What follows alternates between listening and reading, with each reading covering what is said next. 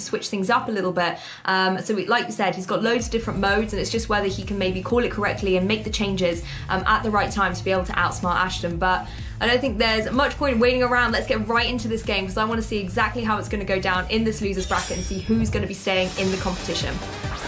Yeah, I think the leads are super important in this game. We see Snorlax and Venusaur on Wolf's side of the field, matched by the Togekiss and Excadrill. Seeing Snorlax in the lead, not really a shock. Most players want a belly drum, get it set up, and get moving with it as soon as possible. But that Togekiss could make life a little bit harder for him, I think.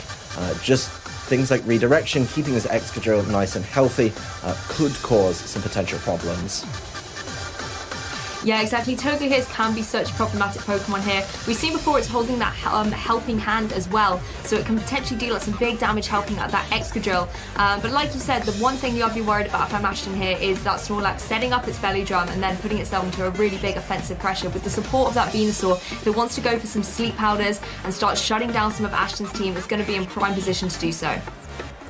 Yeah, and we've seen Ashton is not afraid to just start using this Togekiss to the max. I mean, having an Earthquake Pokemon next to a Flying type is not new to the Video Game Championships. It's just super effective damage in the fact that you don't hit your partner Pokemon, but you do hit the Pokemon on the other side of the field, and we see some good damage going down on that Venusaur with a critical hit.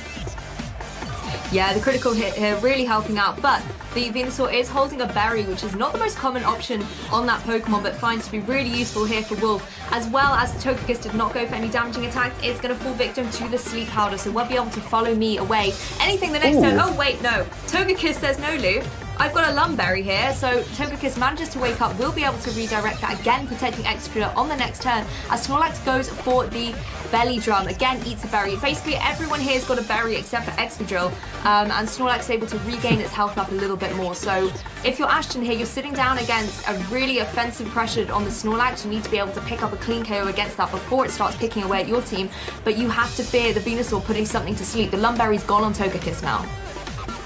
Yeah, the Venusaur is now a little bit more of a threat. You can't do the same cheeky play where you follow me away to sleep powder and manage to keep your Excadrill safe there. Obviously, you want to do that a number of times and keep that Earthquake damage coming down, but as soon as this Snorlax Gigantamaxes, it's a lot harder to deal with. Obviously, the increase in health, even though its health is lowered, does make it a bit of a handful, especially after this belly drum. It looks like Wolfe knows that he's going to be a problem if he Gigantamaxes it and just kicks off the turn with the obvious.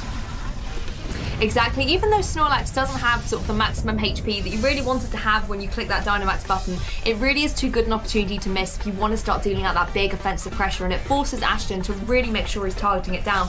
Togekiss goes for the helping hand. I feel like there's just going to be an Earthquake coming right out here from the Excadrill. That's exactly what we see. Going to deal some damage to both of the opposing Pokemon on Wolf's side, and it doesn't even need the critical hit here against the Venusaur, thanks to the helping hand, to cleanly pick up the KO, removing the threat from Sleep Powder. But due to the bulk of Snorlax, it's able to hang around and go for a G-Max replenish into the Excadrill, bringing it right down to 1 HP thanks to the Focus Sash.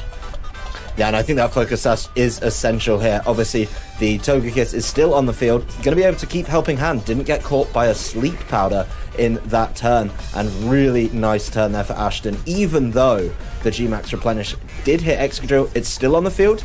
He did a good amount of damage to that Snorlax as well with the helping hand boosted Earthquake, and might be in range to just pick it up this turn. Even something like an Ally Switch, one of those tricks that Dusclops likes to carry, isn't going to be able to keep it safe. And I love what Ashton's done with his lead here.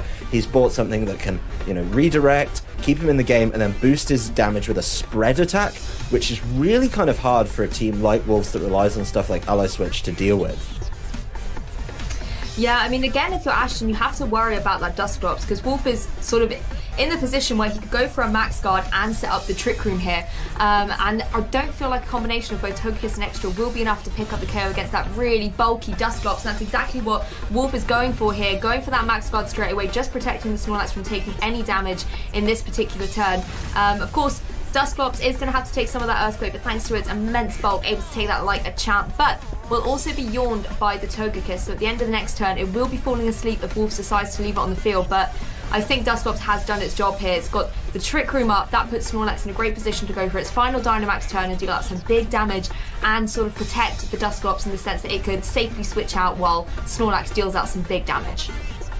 Yeah, that max guard is absolutely essential. Being able to keep it around while Trick Room goes up, you know that there's no really easy way to deal with something like that Dusclops. It is just so bulky, and it really just shrugs off the Earthquake. Yes, it wasn't helping hand boosted. Yes, it wasn't as powerful as it could have been, but there's no way the Excadrill is really going to be given a chance to move. It's sitting on 1 HP. It's pretty easy to knock out with anything that does damage, and then you're going to be able to keep on going. Also, the more turns that you leave Wolf Snorlax able to potentially G-Max replenish and get its berry back, that starts to cause a number of problems. It's not going to start that, though. It does fear the Togekiss a little bit more, just cleaning it up and getting a lovely boost to its stats as well.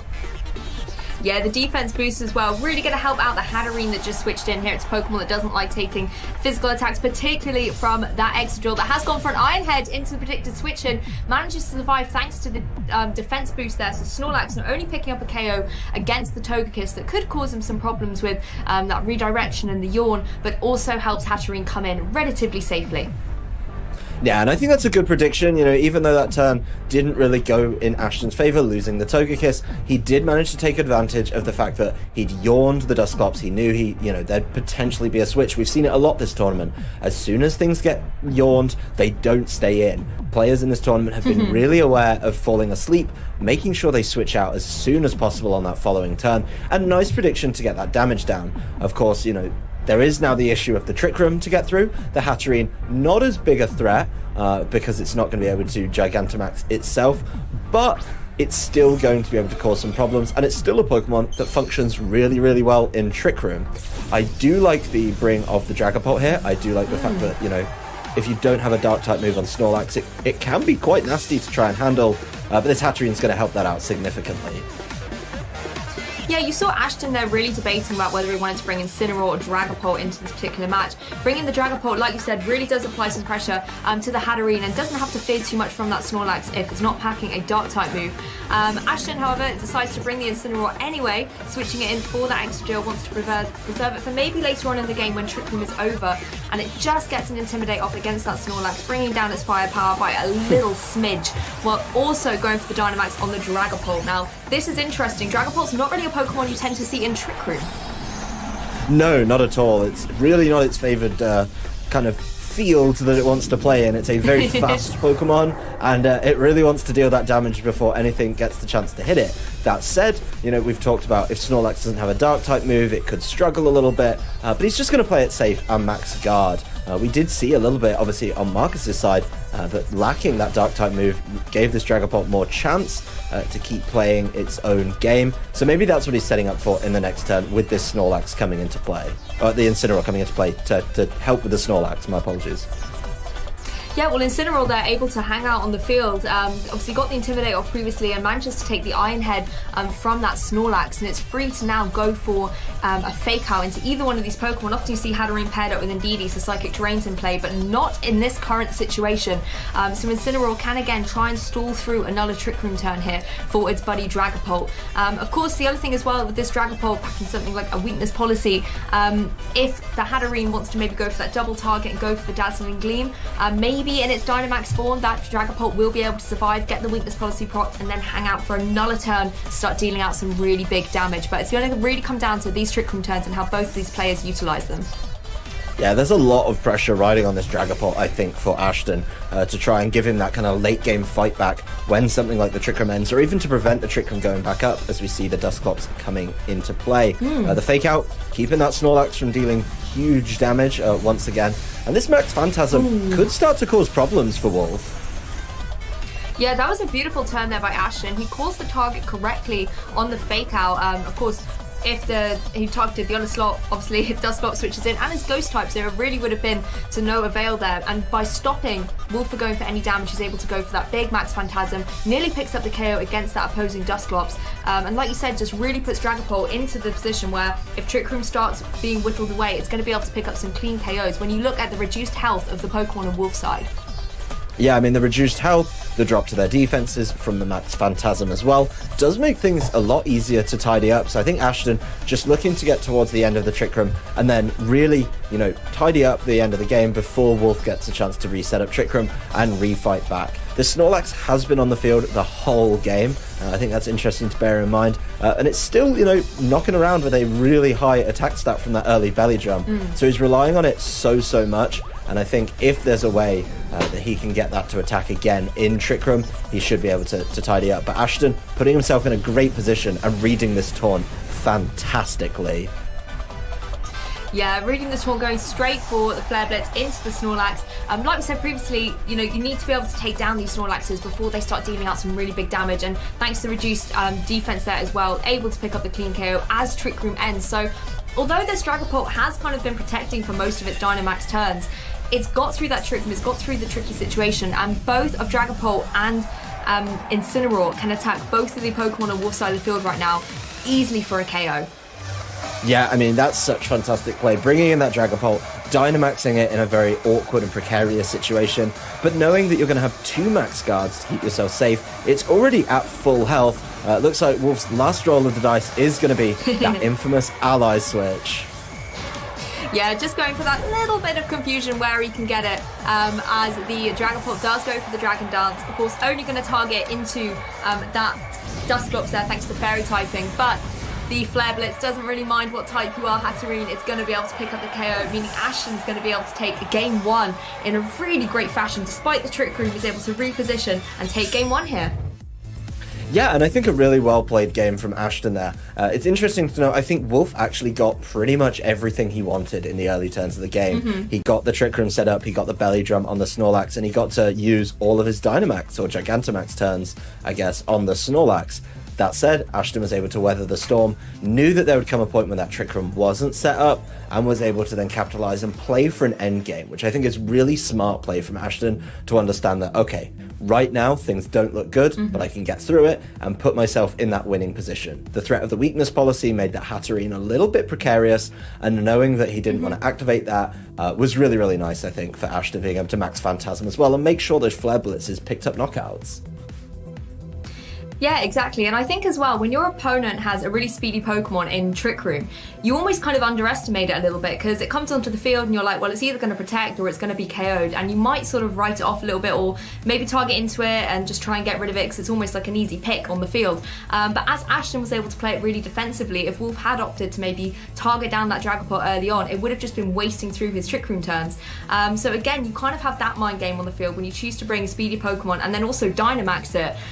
It really does sort of play a trick on you about what your opponent is doing because it doesn't seem to be the environment for Dynamax, but that's the thing that's interesting as well, is with Dynamax, you can click that Max Guard, you're guaranteed to not take any damage in that situation, and it can be the perfect way to stall out the game.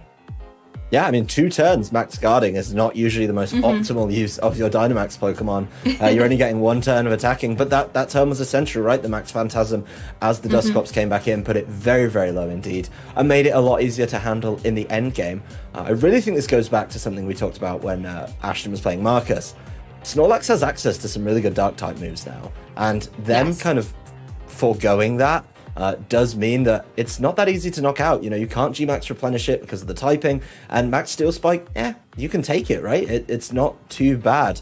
So we'll be able to see if Wolfe finds a way around that Dynamax Dragapult in game number 2 and kind of force this set along. This is, again, the loser's bracket, and whoever loses here is out the tournament. Yeah, exactly. Game 2 is certainly going to be very interesting to watch because if Wolfe does not manage to take this back and push it to a game 3, he will be out of the Invitational. But Wolfe here going to lead out with a classic combination of Dusclops and Snorlax, whereas Ashton has gone for Togekiss Excadrill once again. So Wolfe, once again, really trying to push hard on that Trick Room, but Ashton's going to do everything he can to try and stop that happening. Yeah, and I think this leads a little more kind of upping the tempo from Wolfe. Last game, he tried to slow things down with the Venusaur, get some things to sleep, and Ashton showed he had a way around that with the Lumberry and the Follow Me. So really smart in that regard. So I do like Wolfe's change here. I like him saying, you know what I'm going to do. I'm going to Belly Drum and Trick Room. So, hey, maybe we'll just try and find an answer to that. And we'll see if that's exactly what he goes for. But Ashton can probably see that coming and starts to try and play around that a little bit himself. I love this play here by Ashton because if you're predicting your opponent to go for Belly Drum and Trick Room, those moves do absolutely no damage, means your Extra Drill is safe on the field, its Focus Sash is going to be preserved, you are literally safe to go for the Swords Dance, because if you haven't really got a way to stop Trick Room, you're going to let it go up, but try and give yourself the best advantage as that happens. This is exactly what we're seeing come out here from Wolfe. Of course, we saw as well the Yawn come out there from the Togekiss. Now that's going to put the Snorlax in a predicament about whether it Dynamaxes or switches out. Yeah, I do like that Yawn, actually. Even though you know the Trick Room's going up, you really don't have a way to fight back against it. So you just say, hey, you know what? I'm going to limit your potential turns. And that might force Wolfe to make some really awkward decisions. You don't want to Gigantamax the Snorlax and then fall asleep and then lose a couple of valuable turns. You also don't want to switch out because you've just Belly Drummed. You've just got your Berry for it. And, you know, you don't want to lose that at all. It doesn't look like there's going to be any switches, though. So Wolfe not too scared of this Yawn at all. No, just wants to go full on the offensive here. Goes for a massive double edge into Togekiss. Picks up the KO. No more yawning or redirectioning for Ashton.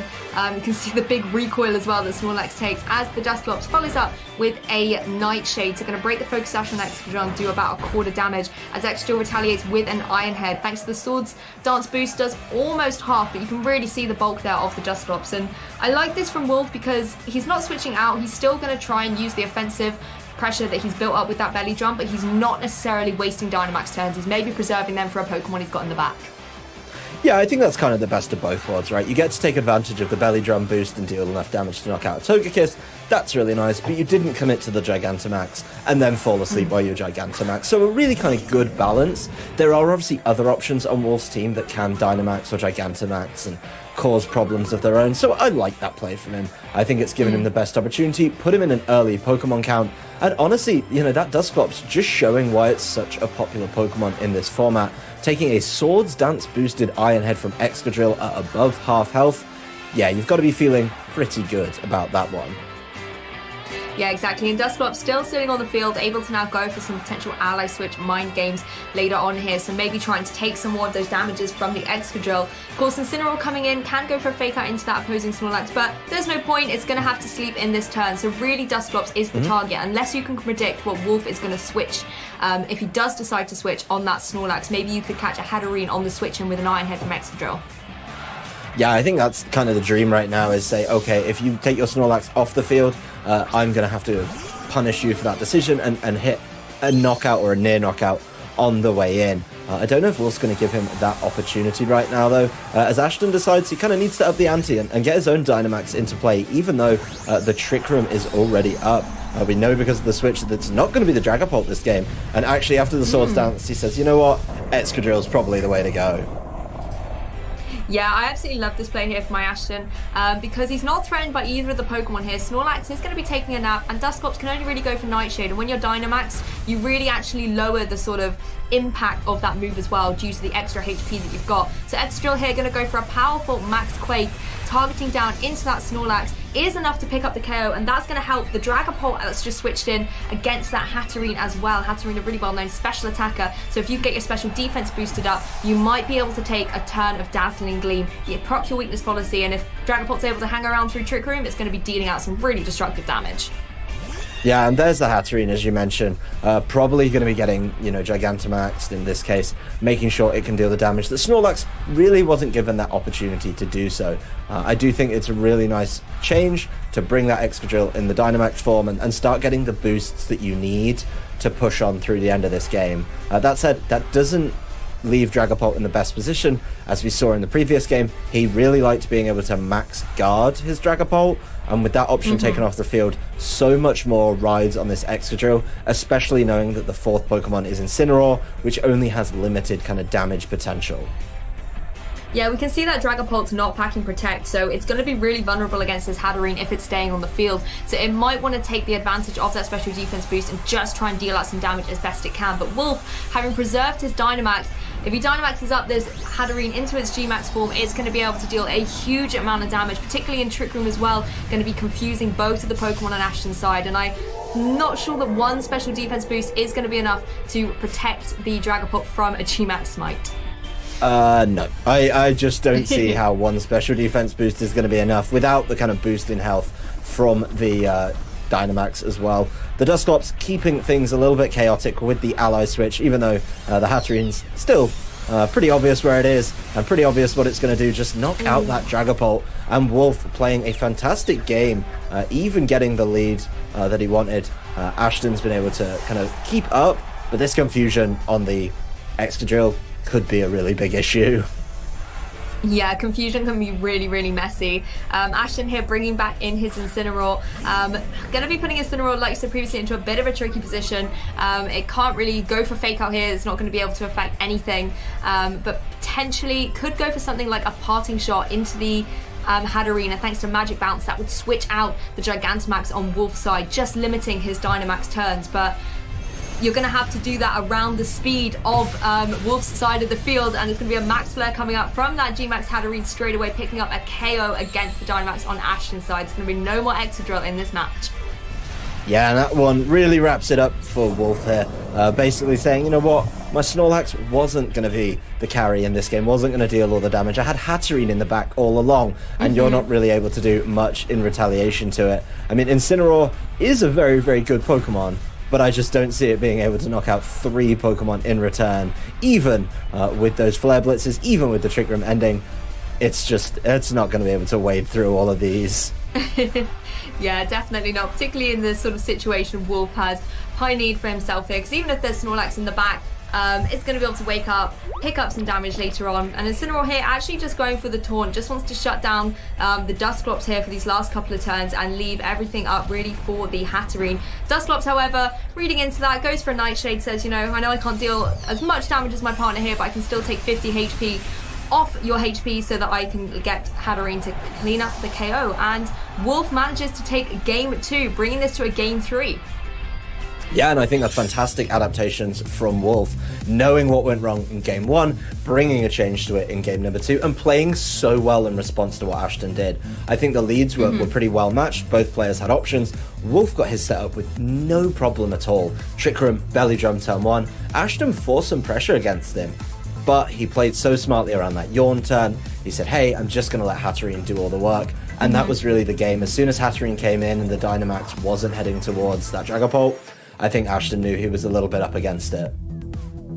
Yeah, I liked how Ashton in sort of turn 1 really capitalised on the situation when I can't stop Belly Drum, can't stop Trick Room, let's go for the Swords Dance and apply a little bit of pressure even in this unfavourable situation. But I think the big key in both games has been the Dragapult, and how it fares in the match really has determined the outcome. So in game 1, Dragapult was able to Dynamax, preserve itself through Trick Room, and then apply all the pressure at the end of the game to pick up some clean KOs. Whereas in this game, because it couldn't Dynamax, it sat vulnerable, got KO before it could even go for anything, and that really tilted the momentum into Wolfe's favour. So I wonder if in game 3 it's going to be the mechanic that again decides the game. Yeah, and once we saw the Hatterene use Max Flare along with G-Max Smite, you really think that maybe the Excadrills are not going to be as useful as it needs to be. Once he sees that extra, once he sees it boosted, all Wolfe needs is Trick Room and his Hatterene, and then he just has an answer to it. He's also very well aware of the Focus Sash. He plays around that with the Nightshade nice and early on. So this Excadrill, I did like the start. I really thought Swords Dance was great, capitalising on that turn. But Swords Dance in front of Snorlax and Dusclops just isn't really enough, especially when you're facing down Belly Drum and Trick Room coming out from the other side. So I think Ashton needs to mix it up a little bit in the lead, try and kind of apply that pressure a little bit earlier, and as you said, play a little bit more around the Dragapult.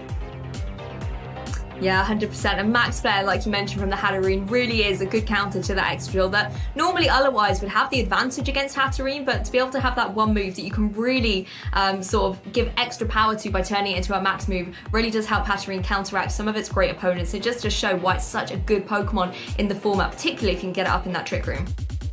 Yeah, I mean, Fire-type moves are being thrown on Pokemon left, right, and center now, right? There's so many threats that are easy to counter. Something like Excadrill, which is seeing a little bit more usage. You think, you know what, like if I can just knock that out once the Focus Sash is gone, there's certain other Pokemon that I'm very fond of that don't have as much time to play the game when there's Fire-type moves on your opponent's side of the field. It's just one of those fantastic techs that seems to be working out for a lot of people, and Fire-type moves have always been helpful for breaking down those defenses of Steel types. When you put so much pressure on the Excadrill, that's your defensive pivot with its Steel typing. Yeah, the Fire-type move really ruins that, and I think Wolfe That's a really good decision in team building to make sure your Hatterene has access to that. Yeah, it really is one of the core move types you want to have throughout your team. But Game 3 is going to be where it's at, and that's where we're going to find out who is going to be knocked out of the competition and who is going to be able to stay in and keep battling it out to try and get that champion crown of this Invitational.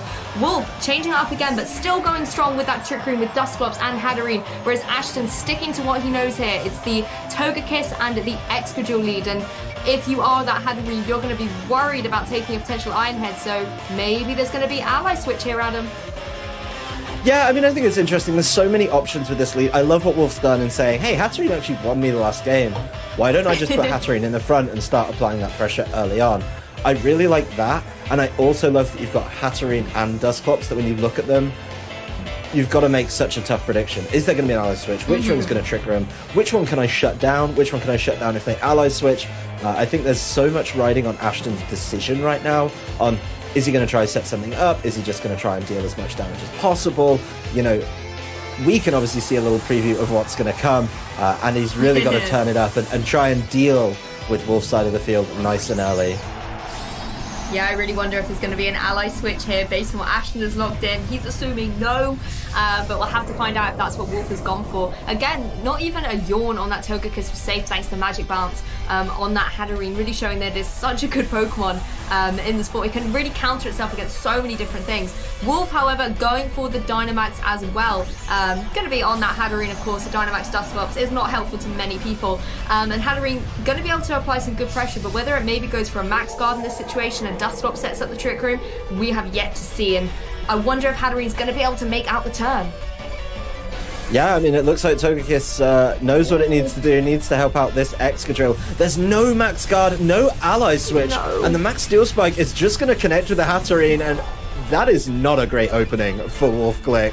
That is not what you want to see. You say, hey, look, we did see the Hatterene win me the game. I'm going to turn it into its Gigantamax form and try and carry with it again. But that's not the way to do it. Oh, that's heartbreak for Wolfe there. I mean, he gets the Trick Room up. That's an environment that he likes. And if he's got Snorlax in the back, he has now got the potential to go for that belly drum strategy. But I think the critical thing here is not only has he lost his Hatterene, but he lost his Dynamax before he was able to do anything. It's not like Snorlax can come in here and he goes, hey, let's go for option B. Let's Gigantamax up my Snorlax. He can't do that anymore, and it's really limiting the bulk that he can have on his team and the offensive output. And that's just heartbreak there for Wolfe. Yeah, that's a really, really rough start. I mean, also, you know, the Steel Spike's going to help out with some of those stats as well. I really like the way that he's been able to kind of set up in this game. And between games, I was saying, hey, the Excadrill didn't quite do enough for my liking in that last game. This game, Excadrill showing why it's such a vital point. I really like Ashton's decision-making there. He's kind of called Wolfe's bluff and said, I don't think you're going to ally switch. I don't think you're going to mess around at all. And just decided to start throwing out attacks. He does get to see some ally switch now, though. Yeah, the Dusclops there going for the ally switch as the Snorlax does go for the belly drum. So Wolfe sticking with kind of the only option he really has at this stage. If he wants to start picking up some big KOs, he needs to use the Trick Room turns to his advantage and try and get the Snorlax to do as much damage as possible.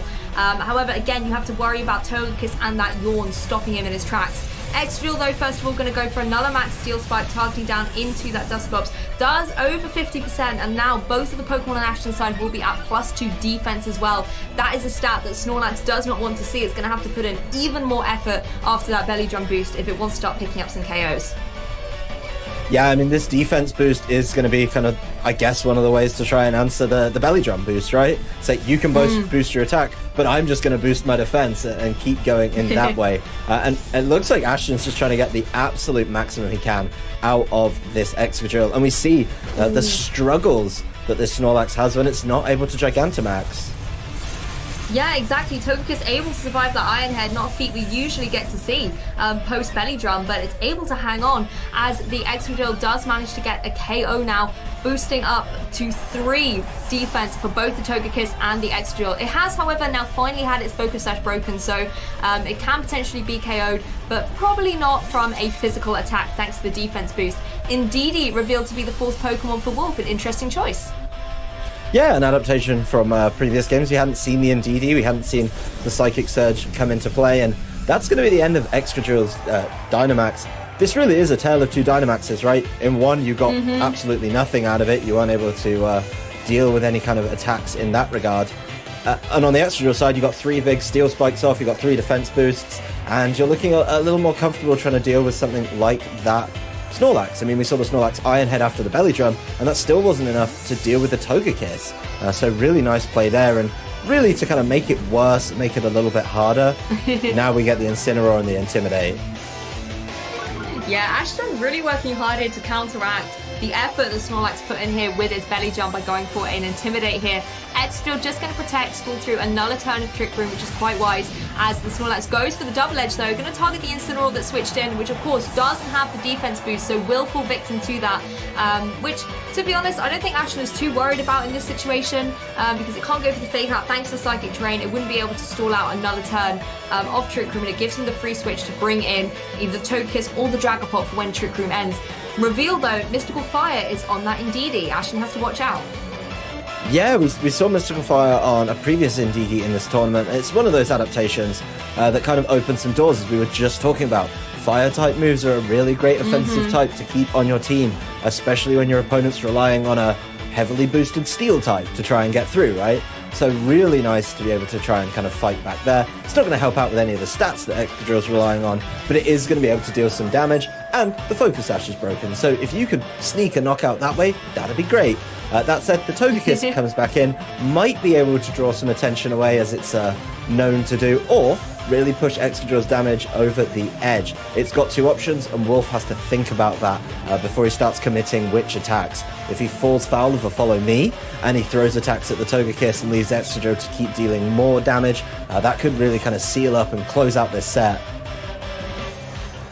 Yeah, exactly, and I think knowing that you've got that Dragapult in the back as well, facing down against these 2 normal type variants as well, he's not going to be able to go for any of those ghost type moves, and will predominantly be relying on the Dragon type to Dragon Dance there. So if he's able to maybe pick some damage up with the Earthquake and just make Dragapult's job a little easier once it joins the field, that's really going to put Ashton in a great position. And with Togekiss going down to the Fire Punch there, it gives him the opportunity to bring that Pokemon in.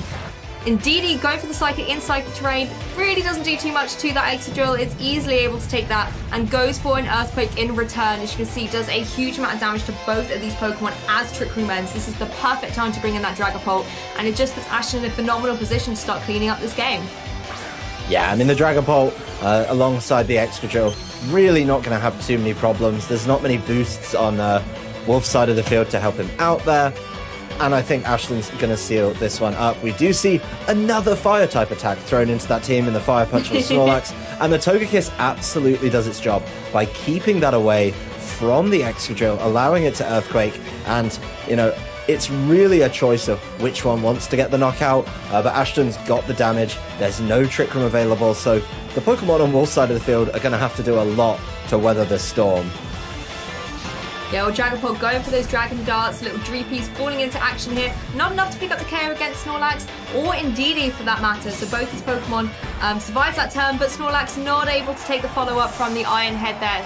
Indeedee will be able to deal us some damage, but it looks like on the next turn, despite this Mystical Fire, it's going to be KO'd easily by another Dragon Dart from that Dragapult. So Ashton, after that phenomenal turn 1, was able to keep the momentum up, didn't drop his phenomenal lead he started with, and is able to take this game all the way.